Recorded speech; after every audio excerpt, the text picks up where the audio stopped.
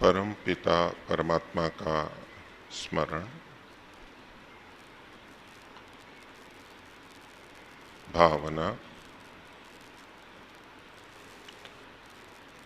हे सर्वज्ञ,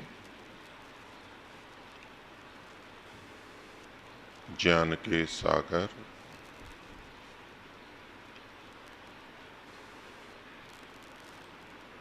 शुद्ध ज्ञान प्रदाता परमेश्वर,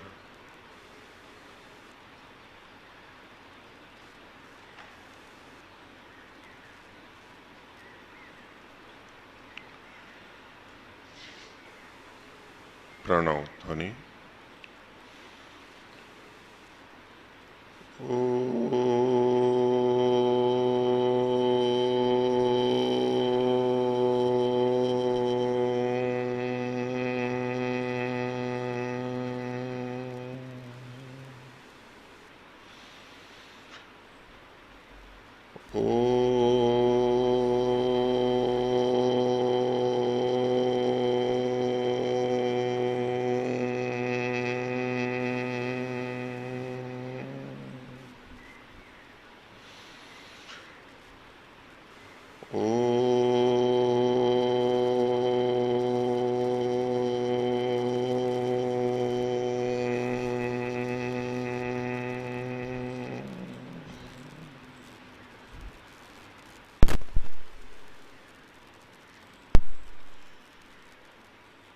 धर्म प्रेमी सज्जनों, पिछले 10 दिनों से हमारा एक विषय चल रहा है। आज 11वां दिन है। मुक्ति के पूर्व आत्मा का सारा कर्माशय समाप्त हो जाता है या शेष रहता है। पिछले कुछ दिनों से हम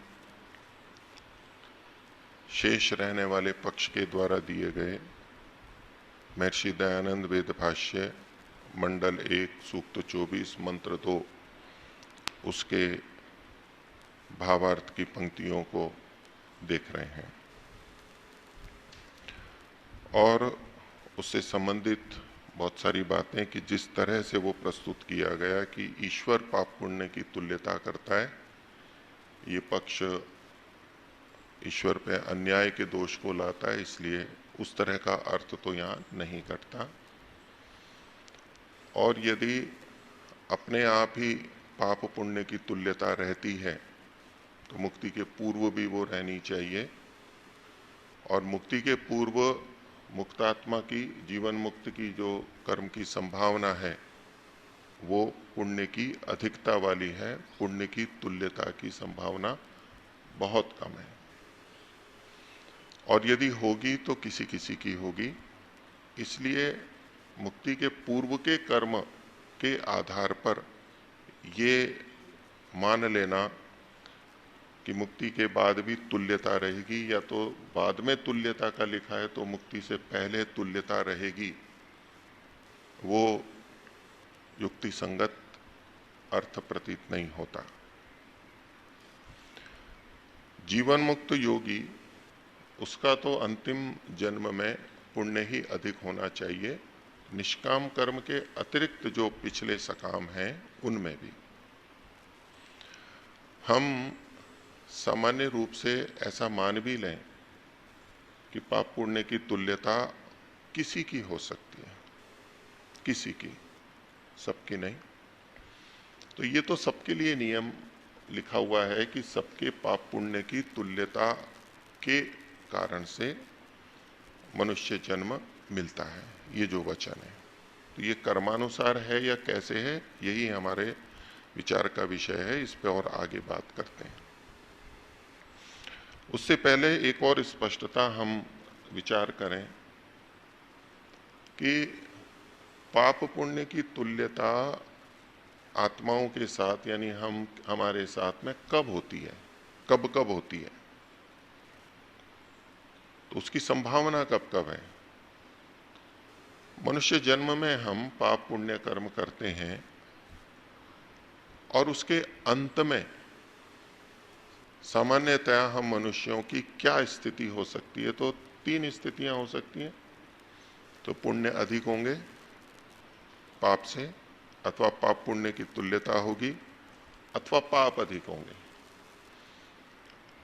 जिस तरह का व्यवहार और जीवन हम संसार में देखते हैं मनुष्यों का, उसमें हमें प्रतीत होता है, और मनुष्य के अतिरिक्त अन्य प्राणियों की इतनी अधिक संख्या को देखते हुए, अनुपात देखते हुए, कि मनुष्य जीवन के अंत में जो सारा कर्माशय है उसमें पिछला भी आ गया और इस जन्म में किया हुआ भी सारा था, जितना भी संचित का है, उसमें पाप की अधिकता वाली आत्माएं अधिक होंगी, सर्वाधिक होंगी। और उनके लिए व्यवस्था है कि वो विभिन्न इतर योनियों में जाएंगी, परमात्मा भेजेगा, और वहां जब कर्माशय, पाप कर्माशय कम होते होते फिर पाप पुण्य की तुल्यता होगी तो मनुष्य जन्म को प्राप्त होगा। तो पाप की अधिकता वाले सबसे अधिक होंगे, और उससे कम, बहुत कम, लेकिन पुण्य की अधिकता वाले भी बहुत होंगे, जिनके लिए महर्षि ने लिखा पुण्य की अधिकता होगी तो अगला जन्म देव का मिलेगा। या ऋग्वेद आदि भाष्य भूमिका में पितर शब्द भी महर्षि ने लिखा, विद्वानों का मिलेगा। ऐसे भी बहुत होंगे, लेकिन पाप की अधिकता वाले अधिक होंगे, सबसे अधिक होंगे। और जो पाप पुण्य की तुल्यता है उसकी कितनी संभावना है? इतनी आत्माएं हैं, इतने कर्मों की विविधता है, कहीं ना कहीं कुछ ना कुछ ऊंच नीच होगी। बहुत कम संभावना है। हम जब पाप और पुण्य की भिन्नता और तुल्यता की संभावना करते हैं तो हम प्रतिशत में मान लीजिए देख रहे हैं, तो 50-50%। इसको समझने के लिए गणित की दृष्टि से देखें कि 1 से 100 तक के प्रतिशत हैं, 100 है, उसमें हमारे को देखना है पाप और पुण्य को। तो ये भी हो सकता है कि 1% पुण्य हो और 99% पाप हो। तो ऐसे करते करते 49% पुण्य और 51% पाप, ये हो सकता है। फिर 50-50 भी हो सकता है। अब उल्टा चलते चले जाइए, 51%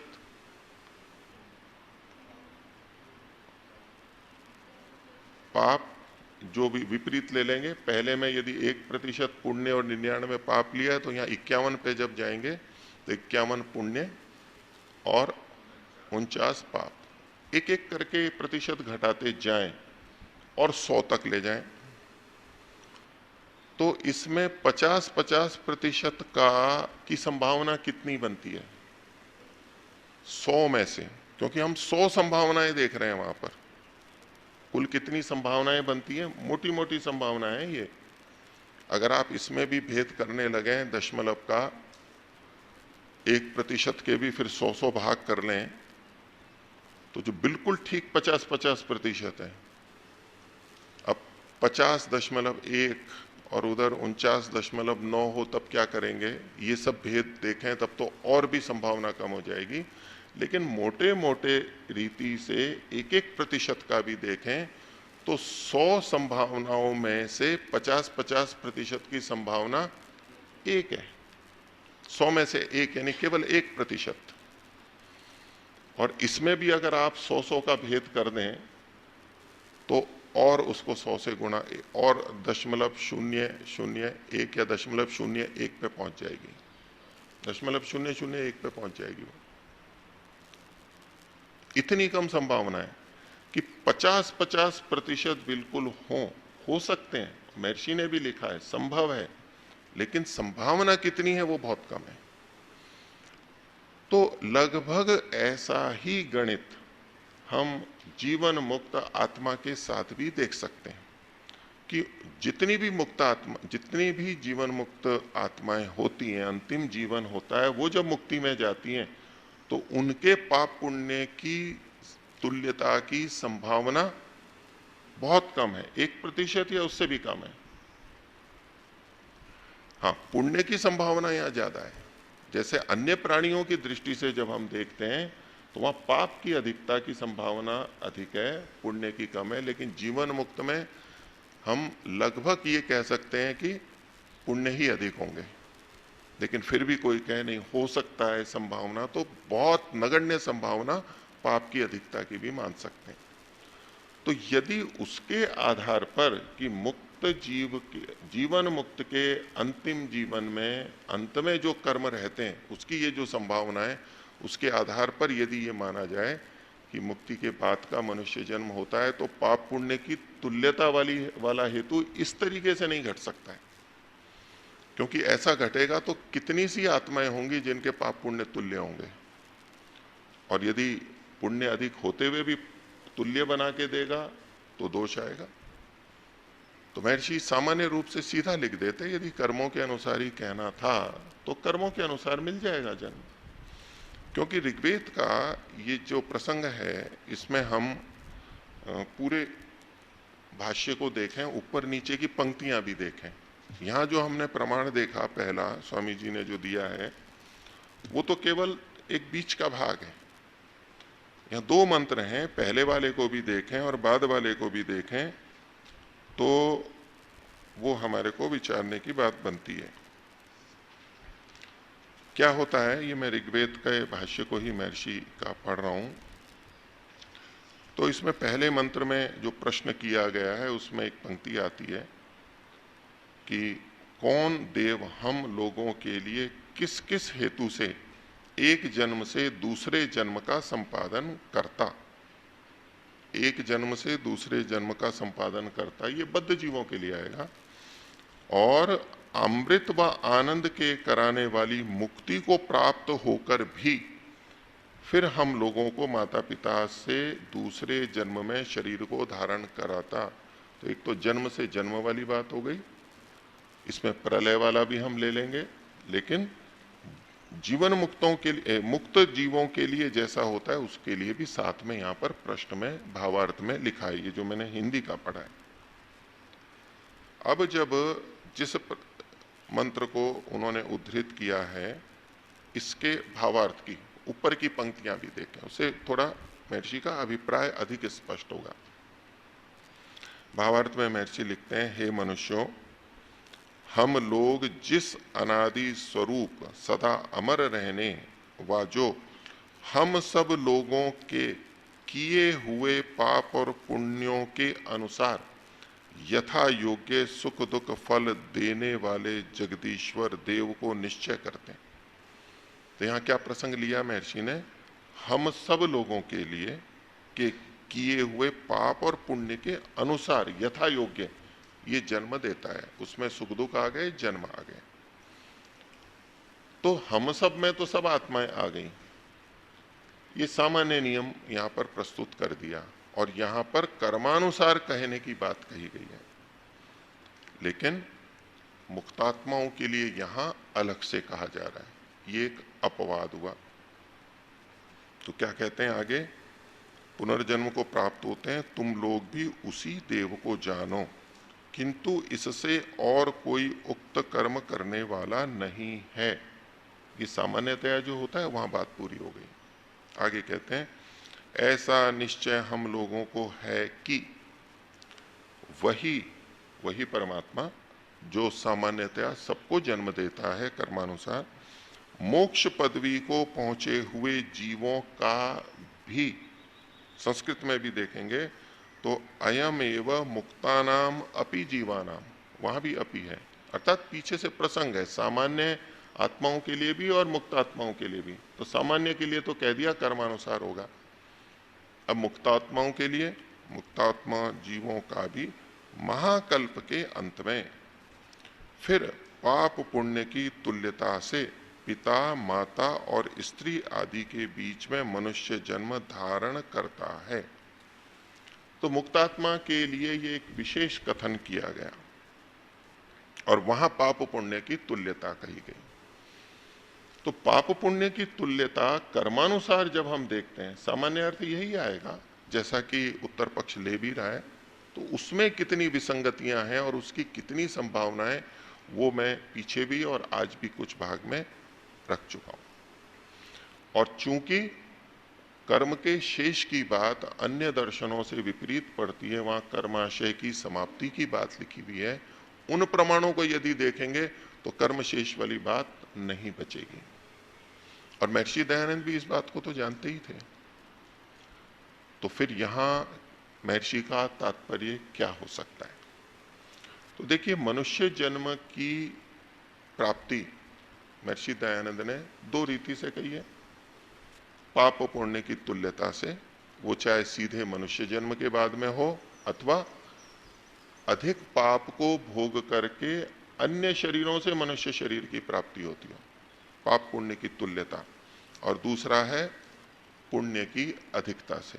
ये दो ही बातें, इससे मनुष्य जन्म की प्राप्ति होती है।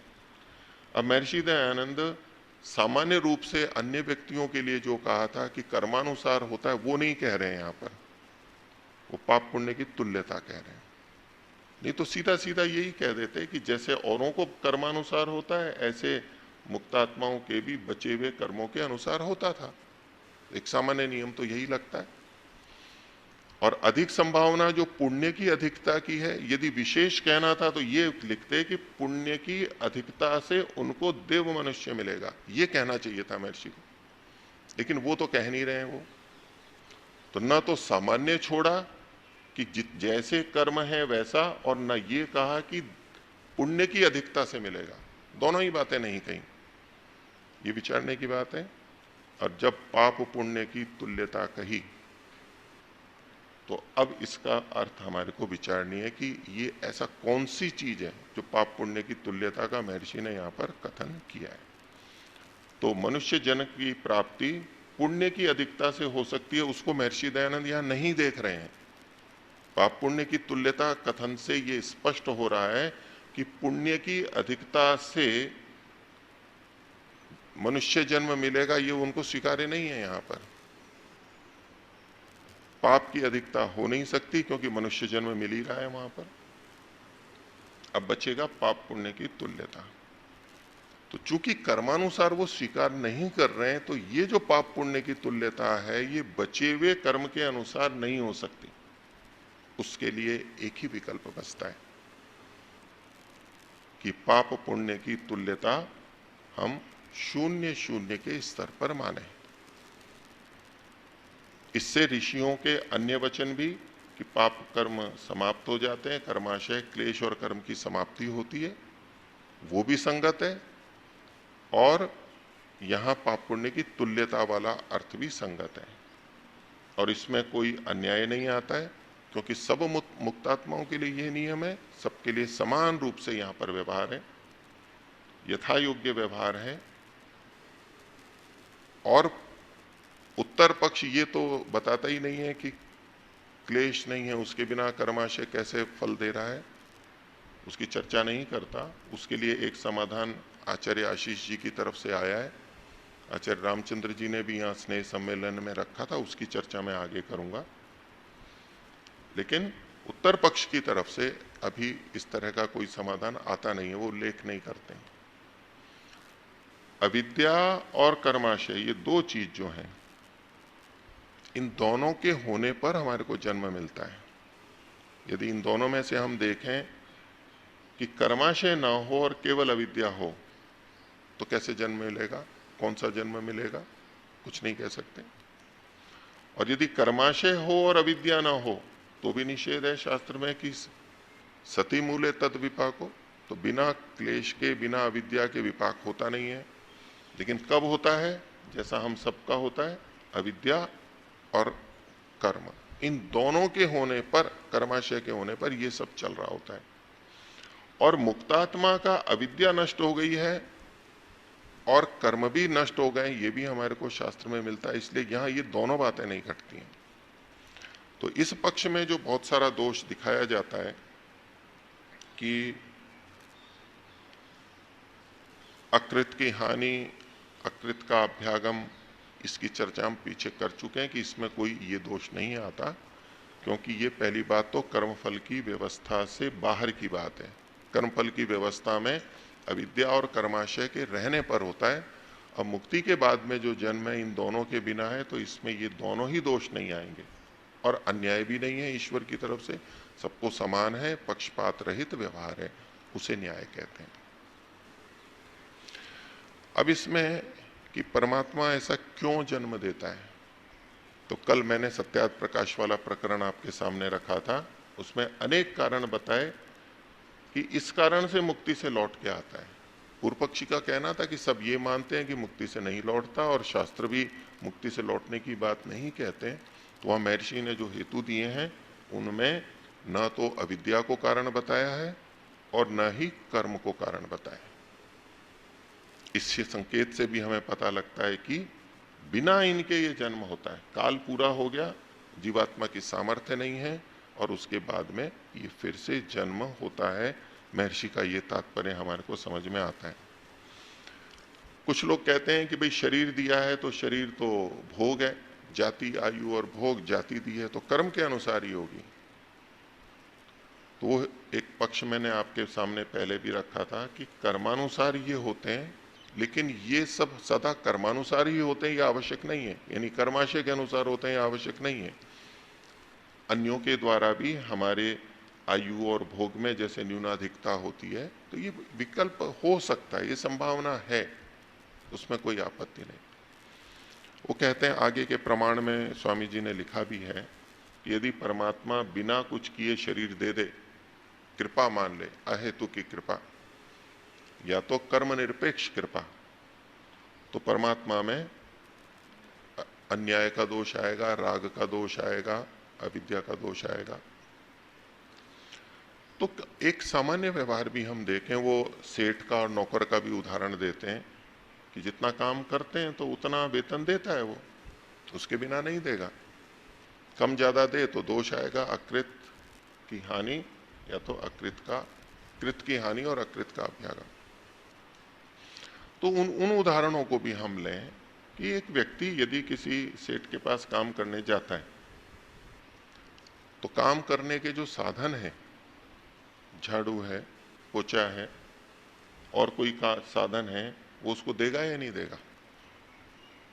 देगा या नहीं देगा? वो कहे नहीं जी बिना कर्म के तो कुछ देता ही नहीं है सेठ, तो बिना इसके कैसे काम करेगा वो?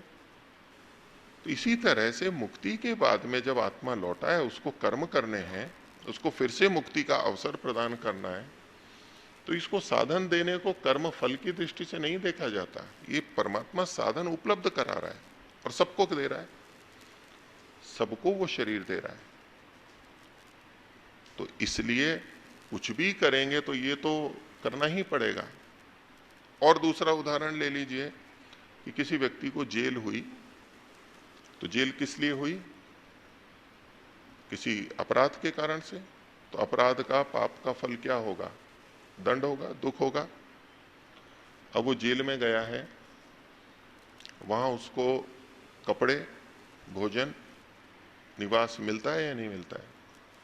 किसका है? अपराध का फल है ये अपराध का फल है। अब कारागार में रहना है तो ये चीजें तो देनी पड़ेंगी। ये उसके अपराध का फल नहीं है कि उसको वहां रोटी मिल रही है, उसको कमरा मिल रहा है, उसको कपड़े मिल रहे हैं, ये उसके अपराध का फल नहीं है। जो दंड भुगाना है, एकांत में रखना है, उसके लिए ये आवश्यक है, ये साधन, उसके बिना वो भोगा नहीं जा सकता है। तो आत्मा को कर्म करने का अवसर प्रदान करने के लिए साधन तो देने ही होंगे, इसमें कोई अन्याय की बात नहीं है, ये तो व्यवहारिक बात है। आप साधन दो नहीं, परमात्मा मुक्ति के बाद साधन तो दे नहीं कोई और कहे कि करो कर्म, तो आत्मा तो बिना साधनों के कुछ कर्म कर ही नहीं सकता है। तो इसको कोई अन्याय नहीं कहते हैं, ये कोई वेतन वाली बात नहीं है। हाँ, अब उसके बाद में जैसे जैसे कर्म होंगे उसके अनुसार वहां पर व्यवस्था, कर्मफल व्यवस्था के अनुसार होता रहे। इस प्रसंग में प्रमाण तो ये दूसरे हो ही गए, लेकिन एक प्रासंगिक बात सूचनार्थ आप लोगों के सामने रख रहा हूं। ये महर्षि दयानंद के धर्मोपदेश करके पुस्तक एक उपलब्ध होती है। तो महर्षि दयानंद का जो सत्यार्थ प्रकाश प्रथम संस्करण था, उसको ये माना जाता है लेकिन उसमें बहुत सारी कुछ गलत बातें भी आ गई थी। फिर महर्षि ने उसका संशोधन करके जो द्वितीय आवृत्ति छपी, उसका प्रथम संस्करण जो हुआ, जो अभी प्रचलित है। तो वो जो पहले वाला था उसमें यद्यपि बहुत सी त्रुटियां थी, इसलिए कई जने ये राजा जय कृष्णदास जी ने जो छपवाया था वो, तो ये महर्षि दयानंद के धर्मोपदेश के नाम से उपलब्ध होता है। और मेरे सामने जो है ये प्रकाशक प्राचीन भारतीय इतिहास शोध परिषद 119 गुरुकुल गौतम नगर नई दिल्ली, वहां का ये प्रकाशन है। तो बहुत से लोग इसको मानते नहीं है, यो भी है, लेकिन इसका ये अर्थ नहीं है कि इसमें सारी बातें गलत हैं। और ना भी मानते हो तो दूसरे प्रमाण तो मैं सारे रख ही चुका हूं आपके सामने, लेकिन इस प्रसंग में वहां अधिक विस्तार से लिखा गया है। वो इसमें भी नवम धर्मोपदेश है, यानी एक तरह से कहें कि वही नवम समोल्लास है, और प्रसंग यहां अधिक विस्तार से है। तो मैं इसके कुछ अंश को भी बोलता हूं, बाकी आप लोग और पूरा भी देख लें। उसमें एक महर्षि कहते हैं वो था कि ये शरीर कैसे मिलते हैं, कर्म के अनुसार मिलते हैं या परमात्मा वैसे ही दे देता है, ये सब प्रश्नोत्तर चल रहे हैं। तो महर्षि कहते हैं कि सो जितने शरीर रचे हैं परमात्मा ने, वे सब जीवों के कर्म भोग करने के हेतु रचे हैं। कर्म और भोग, कर्म के भोग ऐसा नहीं कहेंगे, कर्म के भोग तो कर्म के ही होते हैं और कर्म अलग से भी करने होते हैं, दोनों के लिए। सो ईश्वर नहीं रचता तो वे शरीर कैसे होते? इससे प्रथम ही ईश्वर ने सब व्यवस्था कर रखी है कि जैसा जो कर्म करे सो वैसा ही जन्म सुख व दुख को प्राप्त होवे। एक सामान्य नियम आ गया। अब आगे कहते हैं, और एक बार बिना संस्कारों के भी मनुष्य का शरीर मिलेगा। एक बार बिना संस्कारों के भी मनुष्य का शरीर मिलेगा। अब संस्कार के दोनों अर्थ होते हैं। एक संस्कार हम जो वासना रूप संस्कार मानते हैं, अविद्या या जो भी, जो कि जीवन मुक्त व्यक्ति दग्धबीज कर चुका होता है और वो क्लेश समाप्त हो जाते हैं। तो एक तो वो संस्कार भी है, क्योंकि प्रश्न आएगा, सभी कहते हैं कि भी बिना अविद्या के तो जन्म होता ही नहीं है, और वीतराग जन्म अदर्शनाथ न्याय दर्शन में भी और बहुत जगह लिखा है। तो ये जो मुक्ति के बाद का जन्म है, ये बिना अविद्या के कैसे हो सकता है? अविद्या तो चाहिए, इसलिए वो अविद्या की भी परिकल्पना करते हैं। जो दो संभावनाएं थी वो मैंने आपके सामने पीछे रखी थी। लेकिन महर्षि क्या कह रहे हैं कि एक एक बार सबको, एक एक बार मतलब सबके लिए है, एक एक बार बिना संस्कारों के भी मनुष्य का शरीर मिलेगा। तो एक तो वासना रूप संस्कार और दूसरे धर्माधर्म रूप संस्कार भी होते हैं, यानी ये कर्माशय, पाप और पुण्य, दोनों तरह के संस्कार शब्द से दोनों का ग्रहण हो सकता है।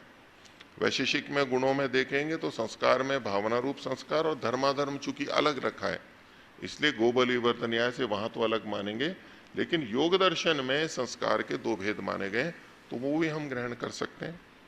आगे महर्षि लिखते हैं, क्यों करना पड़ेगा ऐसा? क्योंकि सब शरीरों में मनुष्य का शरीर उत्तम है, और मनुष्य ही के शरीर में पाप और पुण्य लगता है, अन्य शरीरों में नहीं। तो पाप और पुण्य कर्माशय बनने के लिए सबसे पहले एक शरीर तो देना पड़ेगा। अन्य शरीरों में जाएंगे तो वहां तो कोई पाप पुण्य बनेगा ही नहीं। अगर पहली बार जन्म होगा बिना संस्कारों के तो वो मनुष्य ही हो सकता है। इसलिए मुक्तात्मा का बिना कर्म के, बिना संस्कारों के भी जो जन्म होगा वो मनुष्य ही होगा। कोई कह सकता है कि पाप पुण्य कुछ नहीं है तो पशु शरीर बना देते, नहीं, पशु शरीर नहीं आएगा, क्योंकि पाप कर्म अधिक नहीं है और कुछ कर्म नहीं कर पाएगा वहां पर। तो क्योंकि सब शरीरों से मनुष्य का शरीर उत्तम है, और मनुष्य ही के शरीर में पाप और पुण्य लगता है, अन्य शरीर में नहीं। और जो यह मनुष्य का शरीर है सब जीवों के लिए है। भी सब क्यों कहे कि कोई कह सकता है कि भाई किसी किसी को हो रहा है तो अन्याय आ जाएगा, नहीं, ये जो मनुष्य का शरीर है जो कि बिना पाप पुण्य के होगा, बिना संस्कारों के होगा, वो सबके लिए है। और बाद के हैं वो भी सबके लिए हैं, पाप पुण्य की दृष्टि से देखें तो सब जीवों के लिए है, क्योंकि सबको प्राप्त होता है। और कर्मानुसार वैसे ही सब कीट पतंगादिकों के शरीर भी हैं। तो ये जो कथन है महर्षि का, ये हमारे को एक संकेत देता है। इसमें और भी बातें, मैं उस सबको उद्धृत नहीं कर रहा हूं, उनको परोक्ष रूप से हम प्रथम पक्ष की पुष्टि में ले सकते हैं, पर केवल ये सूचनार्थ है। कोई इसको ये कह के खंडन कर दे कि ये तो जी मान्य नहीं है, तो इसलिए ये प्रमाण खंडित हो गया, इसलिए आपका पक्ष ही खंडित हो गया। तो उत्तर पक्ष बहुत करता है, एक प्रमाण खंडित हो गया तो बोले जी सारा खंडित हो गया। भाई और बहुत सारे प्रमाण है ना जो बचे हुए हैं, उनके तो उत्तर दीजिए, वो तो बचे हुए हैं। तो अगर कोई ये खंडित भी होता है तो भी कोई बात नहीं है, ये तो मैंने प्रसंगवशात सूचनार्थ लिखा है कि देखिए ये भी संकेत वहां मिल रहा है। यद्यपि इस तरह का स्पष्ट संकेत हमारे को सत्यार्थ प्रकाश में जो अभी उपलब्ध है उसमें नहीं मिलता है।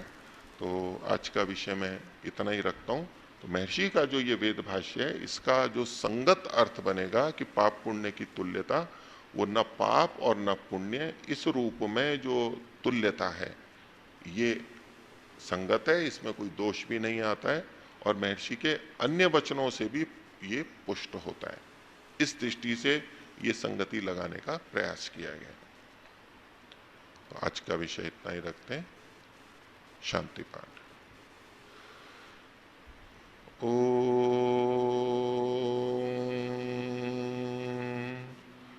द्यौः शान्तिरन्तरिक्षं शान्तिः पृथिवी शान्तिरापः शान्तिरोषधयः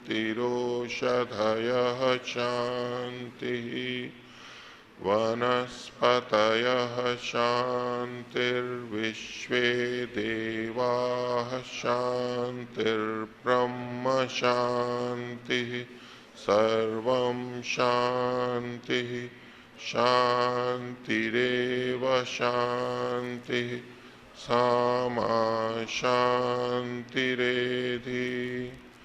ओम शांति शांति शांति।